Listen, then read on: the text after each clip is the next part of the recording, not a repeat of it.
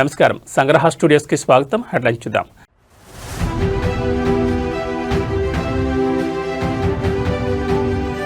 కుప్పంలో సీఎం చంద్రబాబు 3 రోజుల పర్యటన. అభివృద్ధి పనులకు భారీగా శ్రీకారం చుట్టనున్న సీఎం.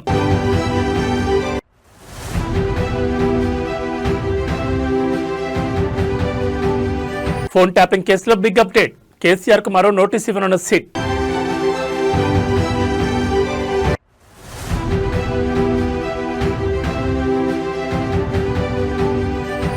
రేవంత్ రెడ్డి నయా రికార్డ్. హార్వర్డ్ నుంచి సర్టిఫికెట్ పొందిన తొలి సీఎం.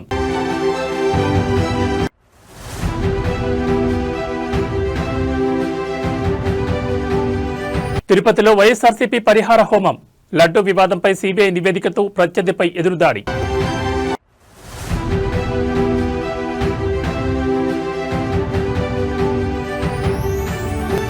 మేడారం మహాజాతరలో మహా అద్భుతం దృశ్యం. గద్దెపై కొలువుదీరిన వనదేవతలు. ఇక డీటెయిల్స్ చూస్తే నేడు జాతిపిత మహాత్మా గాంధీ వర్ధంతిని భారతదేశం గౌరవంగా జరుపుకుంటోంది. 1948 జనవరి 30న ఢిల్లీలోని బిర్లా భవన్లోని ప్రార్థనా సమావేశంలో నాథూరాం గాడ్సే కాల్పులు జరపడంతో మహాత్ముడు ప్రాణాలు కోల్పోయారు. ఈ రోజును దేశవ్యాప్తంగా అమరవీరుల సంస్మరణ దినంగా పాటిస్తున్నారు. ఈ సందర్భంగా ప్రధాని నరేంద్ర మోడీ జాతిపిత మహాత్మా గాంధీకి ఘనమైన నివాళులర్పించారు.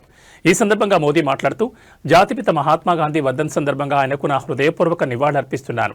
పూజ్య బాపు ఎల్లప్పుడూ స్వదేశీని నొక్కి చెప్పారు. ఇది అభివృద్ధి చెందిన స్వావలంబన భారతదేశం కోసం మన సంకల్పానికి మూలస్తంభం కూడా. ఆయన వ్యక్తిత్వం, విజయాలు ఎల్లప్పుడూ మన దేశస్తులను విధి మార్గాన్ని అనుసరించడానికి ప్రేరేపిస్తాయని తన సోషల్ మీడియా ఎక్స్ వేదికగా పేర్కొన్నారు.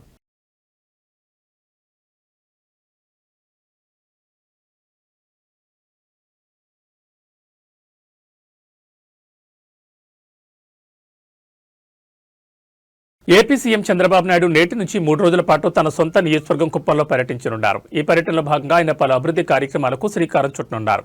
ఈ రోజు గుడిపల్లి మండలంలోని అగస్త్య ఇంటర్నేషనల్ ఫౌండేషన్ ప్రాంగణంలో టీచర్ ట్రైనింగ్ సెంటర్ భవన నిర్మాణానికి ఆయన భూమి పూజ చేయనున్నారు. అనంతరం కుప్పం మున్సిపాలిటీలో నూతనంగా నిర్మించిన ప్రభుత్వ గ్రంథాలయంతో పాటు యువతకు నైపుణ్య శిక్షణ అందించే ఆదిత్య బిర్లా నైపుణ్యాభివృద్ధికి కేంద్రాన్ని సీఎం ప్రారంభించనున్నారు. అక్కడి నుంచి చారిత్రక నేపథ్యం ఉన్న కంగుందికి చేరుకుని అక్కడ చేపట్టిన హెరిటేజ్ సైట్ డెవలప్మెంట్ వర్క్స్ ను, సాహస క్రీడాప్రియుల కోసం ఏర్పాటు చేసిన బౌల్డరింగ్ పార్క్ ను ప్రారంభించనున్నారు. ఇదే క్రమంలో దేశభక్తిని చాటేలా కంగుందిలో ఏర్పాటు చేసిన 100 అడుగుల ఎత్తైన భారీ జాతీయ జెండాను సీఎం చంద్రబాబు ఆవిష్కరించారు. ఈ 3 రోజుల పర్యటనలో సీఎం స్థానిక ప్రజల సమస్యలను అడిగి తెలుసుకోవడంతో పాటు నియోజకవర్గంలో జరుగుతున్న వివిధ అభివృద్ధి పనులను స్వయంగా పర్యవేక్షించనున్నారు. సీఎం రాక సందర్భంగా అధికారులు కుప్పంలో కట్టుదిట్టమైన ఏర్పాట్లు చేశారు.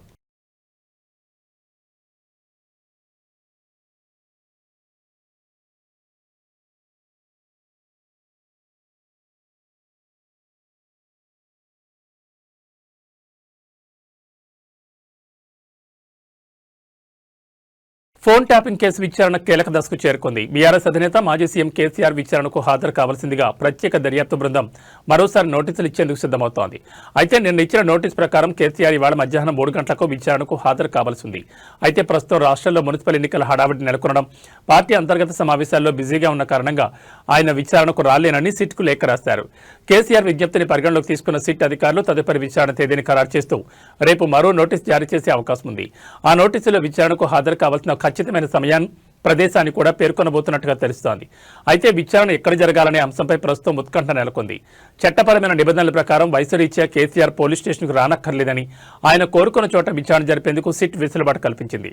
దీంతో హైదరాబాద్ పరిధిలోని నందినగర్ నివాసంలో విచారణ జరపాలని అధికారులు భావిస్తున్నారు.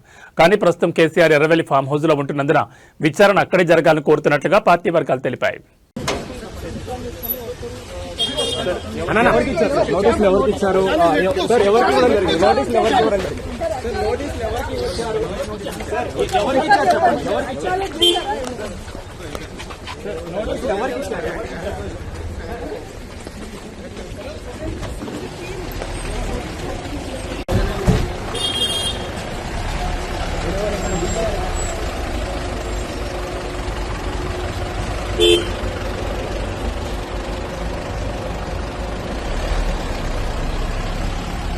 విలేకరు మిత్రులు దయచేసి there is no confusion, I'm straight.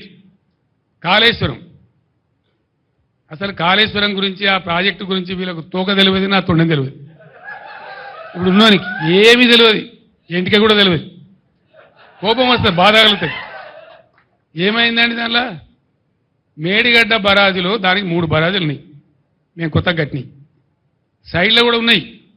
సైడ్లో వచ్చి కలిసేటువంటి రివర్లెట్స్ ఏవైతే ఉంటాయో వాటిని కూడా చాలా ఇసుకలనే కడతాం. వాటికి పిల్లర్స్ ఉంటాయి. మొత్తం ఆ రివర్లెట్స్ కోసం కట్టినటువంటి ఉపనదుల మీద కట్టినవి కానీ మెయిన్ గోదావరి మీద కట్టినవి కానీ అన్ని బ్యారేజీల మీద కలిపి 300 చిల్లర ఉంటాయి. ఇది పిల్లర్స్ బ్రహ్మాండంగా 3 బ్యారేజీలలో కలిపి దాదాపు 200 చిల్లర గేట్లు ఉంటాయి. అంత పెద్ద పని అది. దాని తర్వాత ఒక్కొక్క పంప్ హౌస్ మొన్న వీళ్ళు ఒత్తిరు కదా నందిమేడారంలో వరద కాలువలో నీళ్ళు పోయడానికి. కాళేశ్వరం అయిపోయింది, మరి ఆ పంప్ ఎందుకు వచ్చినావు? మరి నేను అడుగుతా ఉన్నా, ఎట్లా వచ్చినాయి నీళ్ళు? మరి ఎందుకో వచ్చే కాళేశ్వరం లేనిదే వచ్చినాయా? మేమేం చేసినాం? మీలాగా లత్కోర పని చేయలే. మేము కడుతుంటే కాళేశ్వరం ప్రాజెక్టు కడతా ఉంటే 2 బ్యారేజీలు తెలంగాణ కాంగ్రెస్ నాయకుల యొక్క అసమర్థత వల్ల సమైక్య పాలకులు పెండింగ్లో పెట్టిన దశాబ్దాల తరబడి. ఇవి ఇక్కడ మిడ్ మానేర్ ప్రాజెక్టు అసంపూర్తిగా పెట్టిండ్రు. అక్కడ ఎల్లంపల్లి బారాజ్ అసంపూర్తిగా పెట్టిండ్రు. వాటిని మేము అగమేఘాల మీద కంప్లీట్ చేస్తూ ఉన్నాం. ఒక సీజన్లో మేము పనిచేస్తూ ఉంటే కట్ట నింపుతూ ఉంటే మాచారెడ్డి మండలంలో 25 సెంటీమీటర్ల వర్షం కురిసి పెద్ద వరద మానేరు వాగులు వచ్చేసి తెలంగాణ ముఖ్యమంత్రి రేవంత్ రెడ్డి అమెరికాలో ప్రతిష్టాత్మక హార్వర్డ్ యూనివర్సిటీలోని కెన్నెడీ స్కూల్ ఆఫ్ గవర్నమెంట్ లో ఎగ్జిక్యూటివ్ ఎడ్యుకేషన్ ప్రోగ్రాం విజయవంతంగా పూర్తి చేశారు. చార్స్ కాన్ఫ్లిక్ట్ అండ్ కవరేజ్ అనే కోర్సును పూర్తి చేసి సంబంధిత ధృవీకరణ పత్రాన్ని పొందారు. జనవరి 25న ఈ కోర్సు ప్రారంభమవగా జనవరి 30 వరకు అంటే వారం రోజుల పాటు నిర్వహించారు. ఈ కేసులో సీఎం రేవంత్ తో పాటు 62 మంది కోహోర్ట్ విద్యార్థులు కూడా పాల్గొన్నారు. దాదాపు 20కి పైగా దేశాల నుంచి ప్రతినిధులు ఇందులో భాగస్వాములయ్యారు. అమెరికాలోని కేంబ్రిడ్జ్లో -24 డిగ్రీల తీవ్ర చలిలోనూ రేవంత్ రెడ్డి ఉదయం 7 గంటల నుంచి సాయంత్రం 6 గంటల వరకు తరగతులకు హాజరయ్యారు. కేస్ స్టడీలు, గ్రూప్ డిస్కషన్లు, కన్సల్టేటివ్ వర్క్లతో కూడిన ఇంటెన్సివ్ ప్రోగ్రాంలో భాగంగా అధికారం, నాయకత్వం, సంఘర్షణలు, అనిశ్చితి వంటి అంశాలపై శిక్షణ పొందారు సీఎం. ప్రోగ్రాం ముగిసిన సందర్భంగా హార్వర్డ్ అధ్యాపకులు రేవంత్ రెడ్డితో పాటు మిగిలిన 62 మంది విద్యార్థులకు సర్టిఫికెట్లు ప్రదానం చేశారు. అయితే భారతదేశ చరిత్రలో అధికారంలో ఉండగానే హార్వర్డ్ నుంచి ఈ రకమైన సర్టిఫికెట్ పొందిన తొలి ముఖ్యమంత్రిగా రేవంత్ రెడ్డి రికార్డు సృష్టించారు.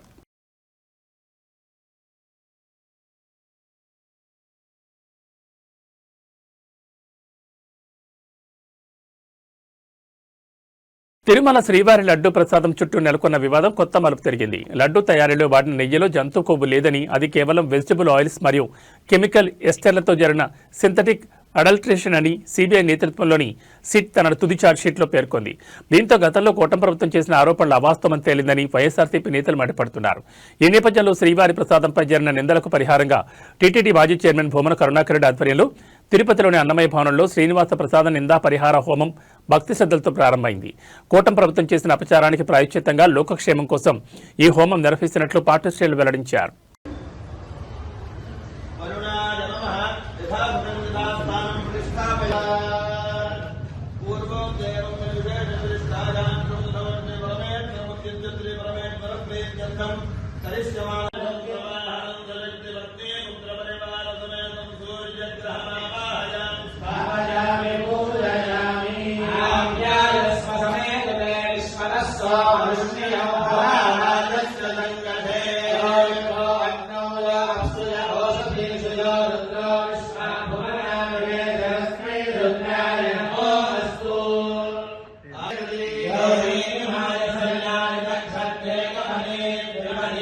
రాష్ట్రంలో రాజకీయాల్లో అత్యంత ఆసక్తి రేపుతున్న ఎమ్మెల్యేల అనర్హత అంశం కీలక దశకు చేరుకుంది. ఖైరతాబాద్ ఎమ్మెల్యే దానం నాగేంద్రపై దాఖలైన 2 అనర్హత పిటిషన్లపై తెలంగాణ అసెంబ్లీ స్పీకర్ గడ్డం ప్రసాద్ కుమార్ ఇవాళ అసెంబ్లీలోని స్పీకర్ ఛాంబర్లో అధికారికంగా విచారణ ప్రారంభించారు.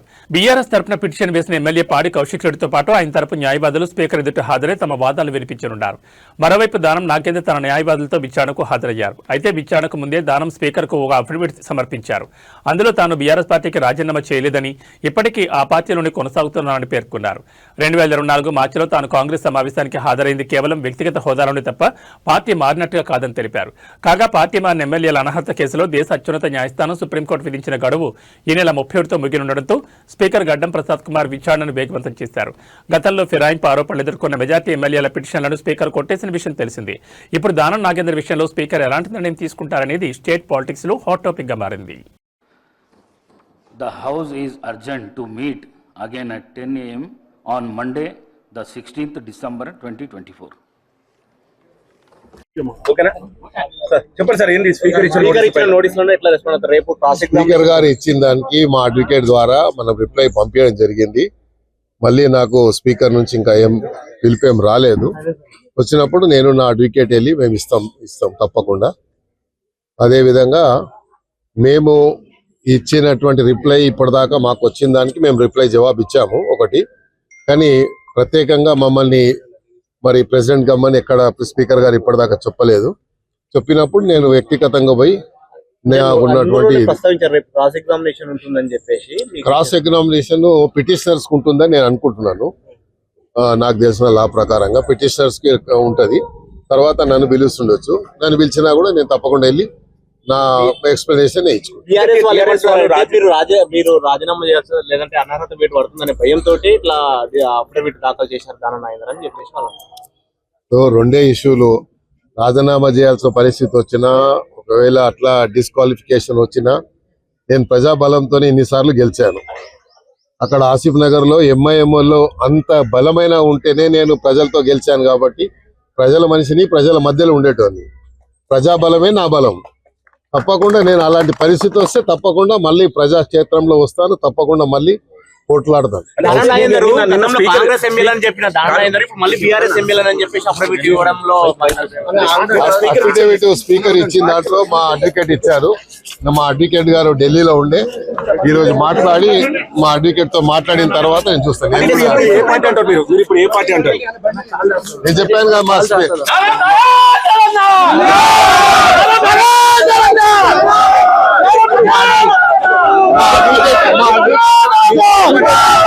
అడ్వకేట్ ఏమి ఇచ్చిండో తెలియదు, చూడలేదు. మా అడ్వకేట్ ఢిల్లీ నుంచి పంపించాడు. చూసిన తర్వాత ఎమ్మెల్యే మీరే కాబట్టి మీరు ఏ పార్టీ అని చెప్తారు? ఇప్పుడు ఎమ్మెల్యే కాదా నేను? ఎమ్మెల్యే ఉంటే కాదు కదా. కాంగ్రెస్ టీఆర్ఎస్ ఎమ్మెల్యే నేను ఏ పార్టీ? హైదరాబాద్ ఎమ్మెల్యే అని చెప్పు. ఏ పార్టీ?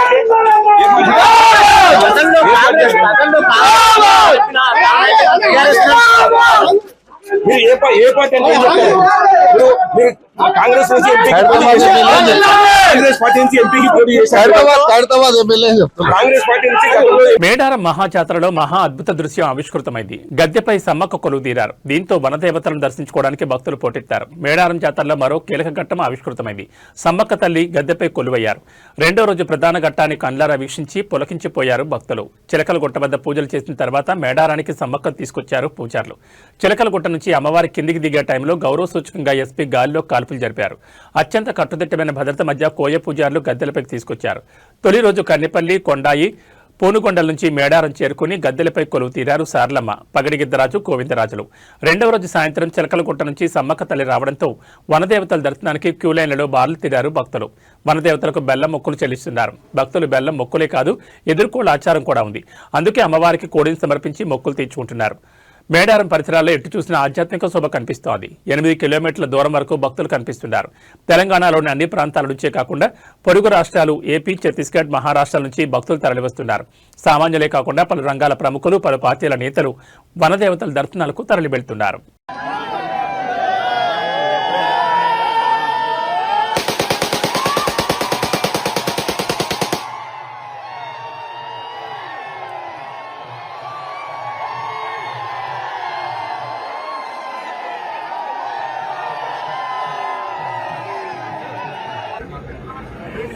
Thank you.